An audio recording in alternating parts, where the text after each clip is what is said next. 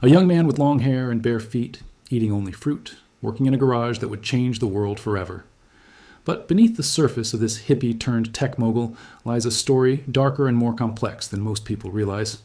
Today, we are diving deep into the complete life of Steve Jobs, from his humble beginnings to building the most valuable company on Earth, and yes, we're going to explore the shadows that followed him every step of the way. Steve Jobs wasn't born into the privileged world of Silicon Valley elite.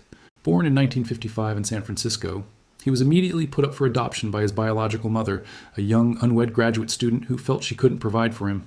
The adoption itself was rocky. When his biological mother discovered that his adoptive parents hadn't graduated from college, she nearly backed out of the deal.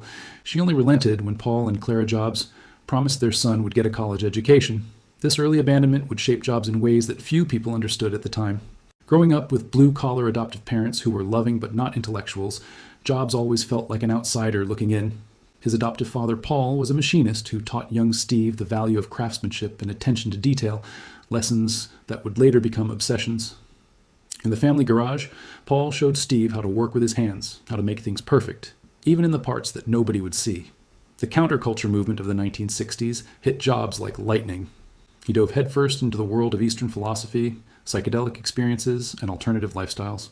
He experimented with LSD, practiced Zen Buddhism, and even traveled to India seeking enlightenment. When he returned, he was the stereotypical hippie, long hair, fruitarian diet, and a belief that he could change the world. But here's where the story takes its first dark turn. Even as a teenager, Jobs displayed troubling patterns of behavior.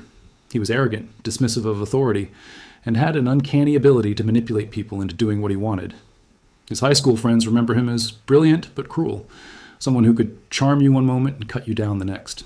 After dropping out of Reed College after just one semester, despite his adoptive parents' financial sacrifice to send him there, Jobs drifted back to California.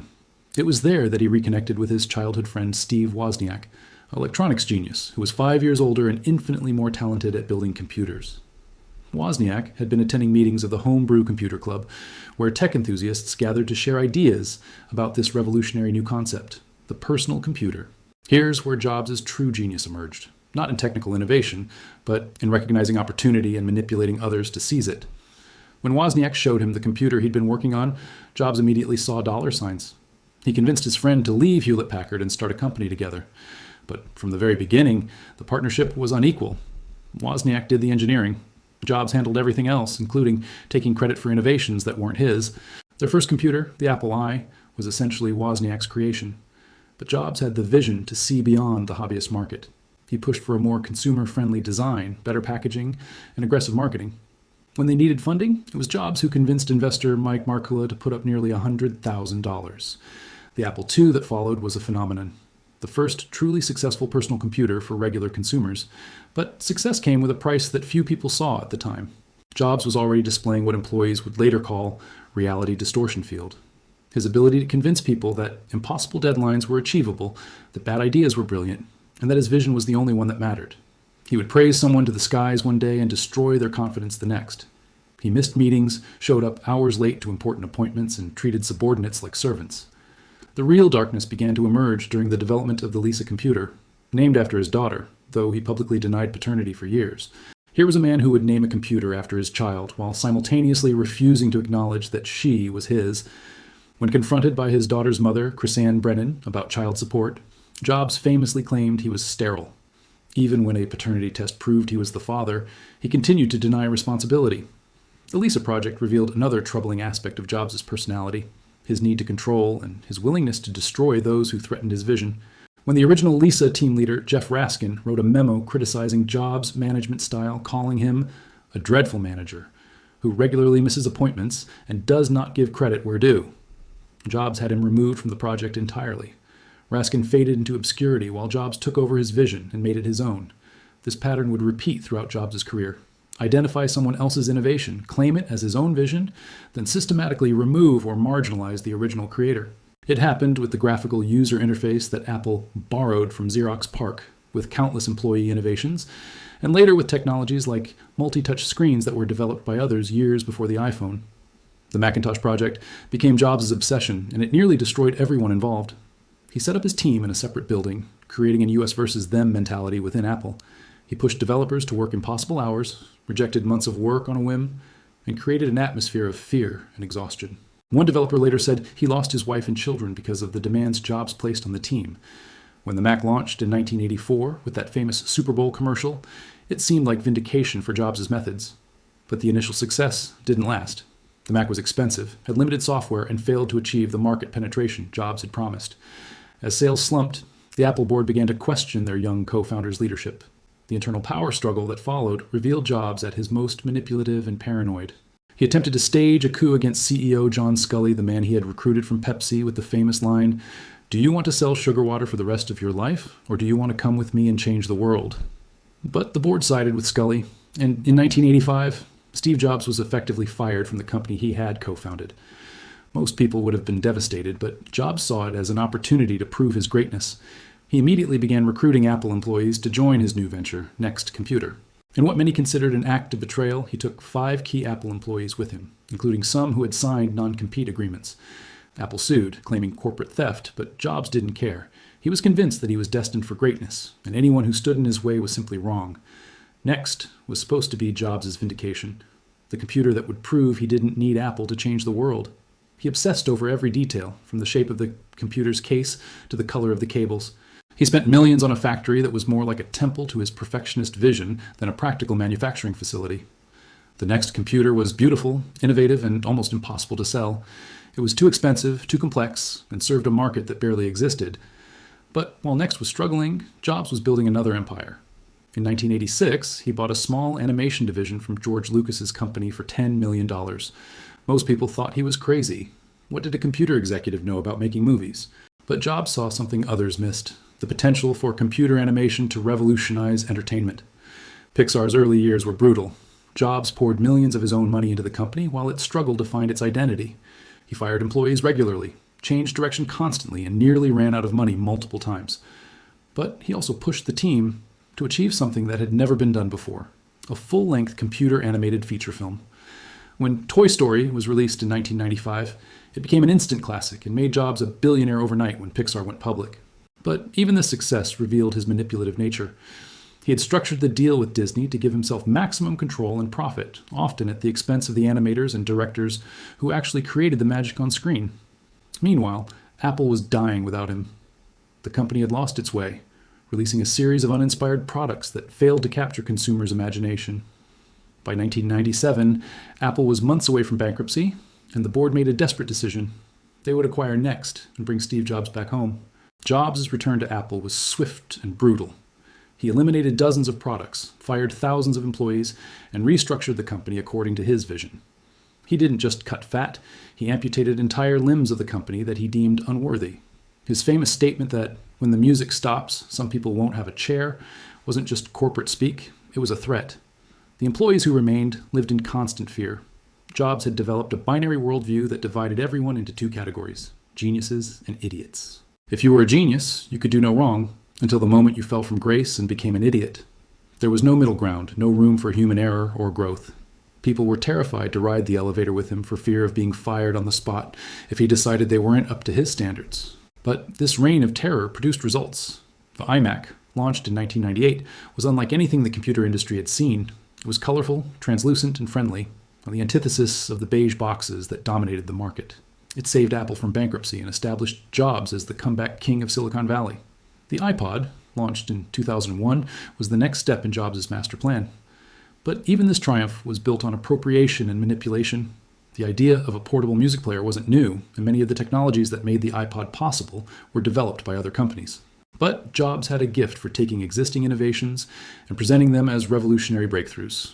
He also had a talent for making other industries dance to his tune. When negotiating with record labels for iTunes, he used his typical binary approach: take his offer or get nothing. "If I can't sell it for 99 cents in my store, I'm not selling it," he told music executives. There was no negotiation, no compromise. It was his way or no way. The genius of the iPod wasn't just in the technology, it was in the marketing. Those white earbuds became a status symbol, a way to signal to the world that you were creative, hip, and ahead of the curve. Jobs had turned a music player into a lifestyle statement, and Apple became more than a company. It became a movement. But behind the scenes, the human cost of Jobs' perfectionism was mounting. Employees worked crushing hours, lived in constant fear of his explosive temper, and watched colleagues get fired for the smallest infractions. He would publicly humiliate people in meetings in front of their peers. One of the most disturbing aspects of Jobs' leadership was his treatment of the people who contributed most to Apple's success. Jonathan Ive, the brilliant designer behind many of Apple's most iconic products, later revealed the pain he felt when Jobs would take credit for his innovations. He will go through a process of looking at my ideas and say, "That's no good, that's not very good, I like that one," Ive explained.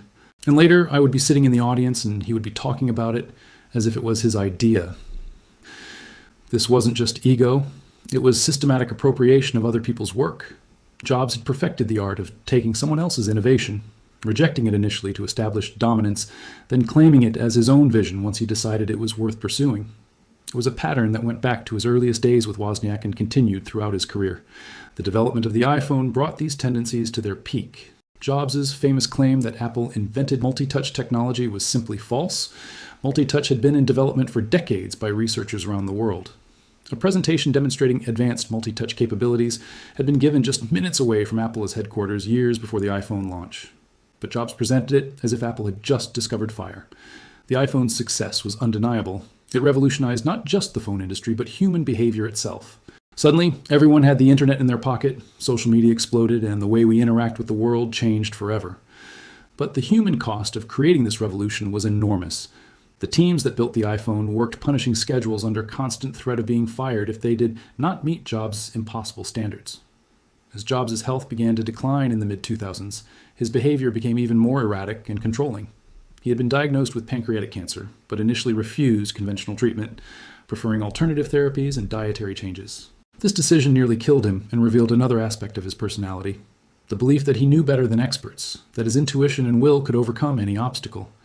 When he finally underwent surgery and treatment, Jobs managed to keep his illness largely secret while continuing to drive Apple to new heights. The iPad, launched in 2010, created an entirely new category of device and showed that even in declining health, Jobs hadn't lost his ability to anticipate what consumers didn't even know they wanted. But the cost of his perfectionism and controlling nature was becoming impossible to ignore. Employees were burning out, suppliers in Asia were pushed to dangerous extremes to meet Apple's demands, and the company culture was becoming increasingly toxic. Former employees described a workplace where fear and intimidation were the primary motivational tools, where people's careers could be destroyed on a whim, and where innovation was often the result of terror rather than inspiration. Steve Jobs died on October 5, 2011, at the age of 56. In the immediate aftermath, he was universally praised as a visionary genius who had changed the world. And in many ways, he had. The iPhone alone had transformed human civilization in ways we're still discovering. Apple became the most valuable company in the world, and millions of people mourned the loss of their technological hero. But as time has passed and more details have emerged, a more complex picture has developed. Psychological experts who have studied Jobs' behavior suggest he displayed classic signs of narcissistic personality disorder: grandiosity, need for admiration, and lack of empathy for others. His treatment of employees, his appropriation of others' work, his denial of his own daughter, and his belief that rules didn't apply to him all fit the pattern of someone with serious psychological issues. This raises uncomfortable questions about the relationship between genius and cruelty, between innovation and exploitation. How much suffering is acceptable in service of progress? Can we separate the products from the person who created them? Is it possible to achieve transformational change without leaving a trail of human wreckage? The technology industry has largely ignored these questions, instead lionizing Jobs as the ultimate entrepreneur and holding up his methods as a model to emulate. Countless executives have adopted his brutal management style, his binary thinking, and his willingness to sacrifice individual well-being for corporate success.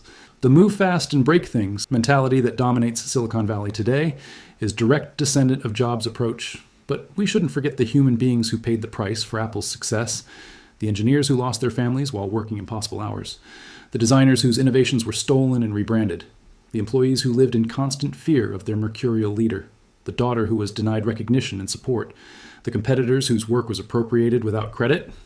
Steve Jobs gave us devices that have fundamentally changed human civilization.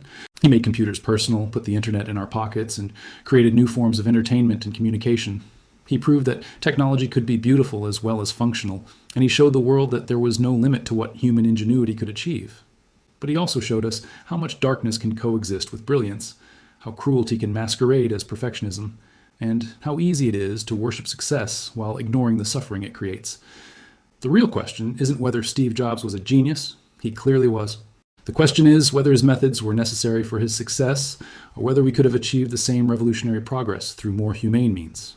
Today, as we carry his innovations in our pockets and use his technologies to connect with the world, we should remember both sides of his legacy: the devices that changed everything and the human cost of creating them, the visionary who saw the future and the man who often treated the present with callous disregard, the genius who gave us tools we never knew we needed, and the manipulator who took credit for work that wasn't his.